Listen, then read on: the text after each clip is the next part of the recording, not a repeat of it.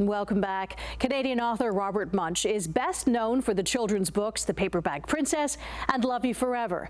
But he's making headlines for an entirely different reason. The Paper Bag Princess. There was a princess named Elizabeth. The Guelph resident was profiled in a New York Times piece this week about his dementia diagnosis in 2021. He told the Times he applied for MAID, medical assistance in dying, shortly after he was diagnosed. He says he was approved, although he hasn't set a date. MAID was first legalized in Canada in 2016. Joining us now to talk more about this is New York Times writer Katie Engelhart. Katie, prior to MAID being legalized, medically assisted dying wasn't talked about a lot, but it's still a very sensitive subject. So what kind of reaction have you gotten to your article? You know, it's funny because what I set out to write was a real profile of Bob Munsch, his life's work, his creative process. At the end of the article, I mention in, I think, 2 brief paragraphs that he has applied for and been approved for a medically assisted death on the basis of Parkinson's disease and dementia. And that's really what a lot of Canadian outlets have run with. People are shocked by the news, saddened that Bob will be leaving us at some point soon. He's a beloved figure here. But I think on the specific note of MAID, you know, people have received the news with a kind of equanimity. MAID is now responsible for around 1 in 20 Canadian deaths. And so it's really at the point where everyone knows someone who's been approved and has gone through the process. And so I think a lot of readers are not shocked that Bob, dealing with the health conditions that he's dealing with, has sought that path.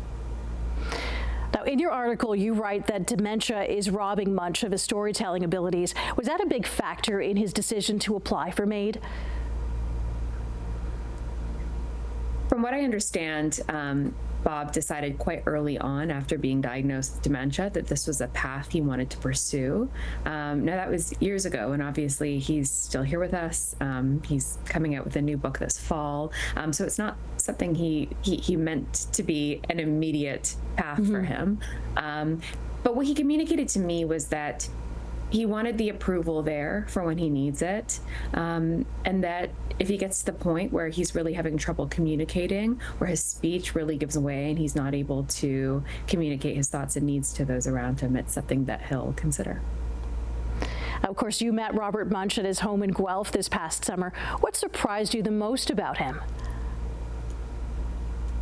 I mean, you know, he's dealing with a lot of deficits. Parkinson's disease is tough. He has a lot of physical frailty. He uses a walker and a cane because he's been falling. Certainly the disease process has affected his creativity. He explained to me that he's not really able to come up with new ideas or to generate new storylines. I see. But, you know, elements of the old storyteller are really there in him. He talks about how sort of mysteriously, magically, all of his old stories, his 84, 85 published books, are all intact within him. He's able to tell the stories. He's able to perform the stories much as he used to. He performed one of my favorites, Mortimer, to me, and he was just as kind of vivid and alive as a storyteller as I remembered. I'm glad to hear that. Thank you so much, Katie. Katie Engelhart writes for the New York Times. Thank you, Katie. Thank you.